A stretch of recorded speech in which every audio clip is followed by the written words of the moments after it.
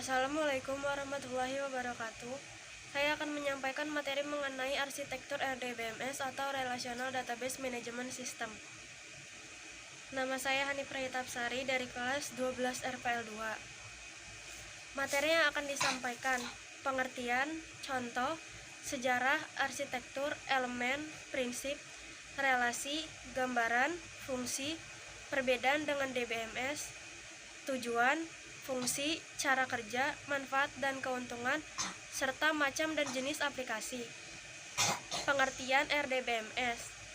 Menurut Wikipedia, sebuah sistem manajemen basis data relasional atau dalam bahasa Inggrisnya dikenal sebagai Relational Database Management System adalah sebuah program komputer atau secara lebih tipikal adalah seperangkat program komputer yang dirancang untuk mengatur atau memanajemen sebuah basis data sebagai sekumpulan data yang disimpan secara terstruktur dan melakukan operasi-operasi atas data atas permintaan penggunanya.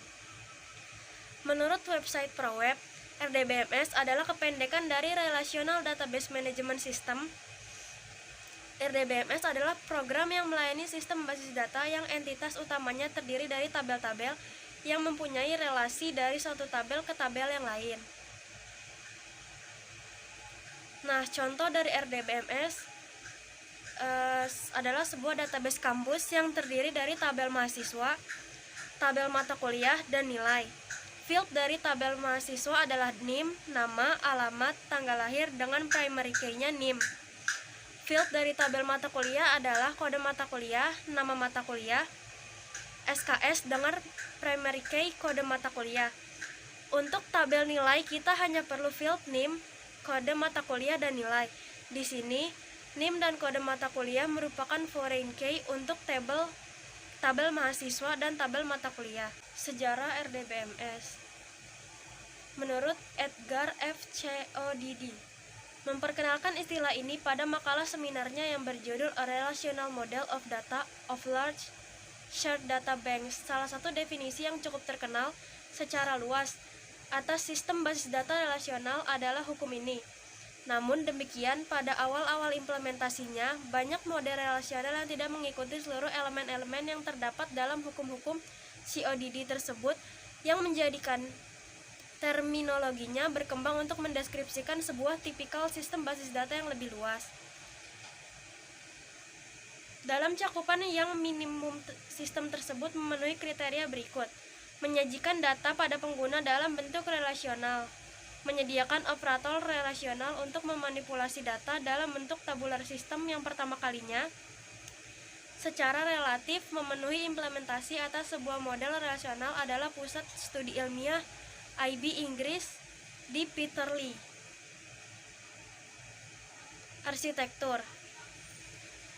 Arsitektur RDBMS memiliki banyak karakteristik yang membedakan dari model penyimpanan detail lainnya. Perbedaan yang paling penting adalah pemisahan segi fisik dari segi logika suatu data. Dalam RDBMS, seluruh data secara logika tersimpan di dalam tabel-tabel yang merupakan kumpulan dari baris dan kolom. Sistem pencarian data di dalam RDBMS menggunakan indeks yang merupakan struktur data yang terpisah dari tabel dan menyimpan hanya nilai terstruktur dari kolom-kolom dan alamat fisiknya. Di samping itu, dengan didukung oleh penggunaan indeks dapat mempercepat proses pencarian data di dalam database. Faktor penting lainnya dari arsitektur RDBMS adalah integrity constraints. Dengan integrity constraints, tabel-tabel dihubungkan dengan key. Key adalah beberapa kolom atau kombinasi kolom-kolom yang secara unik mengidentifikasikan setiap tabel. Sebuah key yang secara unik bagi suatu tabel dapat berdiri sebagai kolom yang tidak unik bagi tabel lainnya. Integrity constraints adalah aturan built-in yang secara otomatis berpengaruh dalam mempertahankan integritas database. Aturan-aturan integritas ini biasa dibuat atau dirancang oleh seorang perancang database. Karakteristik penting lainnya dari arsitektur RDBMS adalah optimal. Selanjutnya adalah elemen-elemen. Elemen RDBMS antara lain database, yaitu sekelompok data berisi informasi yang berhubungan. Tabel, sekelompok record data dan masing-masing informasi sejenis. Record, entry tunggal dalam tabel. Entry tersebut terdiri dari sejumlah field data. Field, item atau kolom dari data dalam record, indeks, tipe tabel tertentu yang berisi nilai-nilai field kunci atau field yang ditetapkan oleh pemakai dan pointer ke lokasi record yang sebenarnya. Contohnya nomor induk mahasiswa. Selanjutnya adalah query. Perintah SQL yang dirancang untuk memanggil kelompok record tertentu dari satu tabel atau lebih untuk melakukan operasi pada tabel. Filter atau pembatas kondisi digunakan selama urutan indeks dan sort untuk menentukan data mana yang diproses atau ditampilkan. Filter adalah pembatas kondisi yang dikenakan pada data. Selanjutnya adalah view. View terdiri atas jumlah record yang tampak dan urutan penampilannya atau pemrosesannya. View khususnya dikendalikan oleh filter dan indeks. Selanjutnya adalah prinsip. Prinsip RDBMS ada 3. Pertama, data definition. Mendefinisikan jenis data yang akan dibuat, dapat berupa angka atau huruf, secara relasi data, validasi data, dan lainnya. Yang kedua, data manipulation. Data yang telah dibuat dan didefinisikan tersebut akan dilakukan beberapa pengerjaan seperti menyaring data, melakukan proses query, dan sebagainya. Yang ketiga ada data control. Bagian ini berkenaan dengan cara pengendalian data seperti siapa saja yang bisa melihat isi data, bagaimana data bisa digunakan oleh user, dan sebagainya. Selanjutnya adalah relasi. Relasi RDBMS. Berbagai macam relasi dalam database. Yang pertama ada one-to-one, contohnya siswa dan beasiswa. Yang kedua ada one-to-many, contohnya relasi antara customer dan order. Yang ketiga ada many-to-many, contohnya relasi antara user dan forum. RDBMS akan menjaga agar data-data yang menjadi kunci relasi yang foreign key dan primary key ini merupakan data-data yang benar-benar berkaitan satu dengan yang lain. Jika ada data yang salah relasinya, maka RDBMS akan menolak data tersebut. Ini akan memudahkan pembuat program atau software developer dalam melakukan coding karena dibantu pengecekan secara otomatis oleh RDBMS. Selanjutnya adalah gambaran dan fungsi. Ini merupakan gambaran dari arsitektur RDBMS. Nah, fungsi dari RDBMS pada dasarnya, relational database merupakan jenis database yang dikelola oleh RDBMS, di mana relational database merujuk pada penyimpanan data yang terstruktur ke dalam bentuk tabel menggunakan baris dan kolom, sementara RDBMS sendiri mengacu pada sistem bagaimana database tersebut menjaga data agar tetap konsisten. Fungsi-fungsi dasar RDBMS terkait dengan membuat banyak tabel dalam satu database, membaca data yang terdapat dalam database, memperbarui struktur database, dan menghapus struktur yang tidak diperlukan lagi dalam database. Dengan kata lain, RDBMS memiliki fungsi dasar yang dikenal dengan istilah CRUD atau create, read, update, dan delete. Biasanya, RDBMS menyediakan kamus data dan metadata yang digunakan untuk menangani data. Hal itulah yang menyebabkan RDBMS memiliki fungsi untuk membuat hubungan antar tabel terdefinisi dengan baik. Hubungan tersebut terjadi karena ditetapkannya suatu kunci yang disebut dengan primary key pada tabel pertama untuk dihubungkan ke tabel kedua yang memiliki kunci tamu atau foreign key. Selain itu, RDBMS juga memiliki fungsi untuk mencegah terjadinya duplikasi data atau data yang berulang-ulang dan dapat digunakan untuk membangun sebuah database yang kompleks. Apa perbedaan antara RDBMS dengan DBMS? Meskipun telah diketahui pengertian dari RDBMS, masih ada yang berpendapat bahwa RDBMS dan DBMS memiliki fungsi yang sama.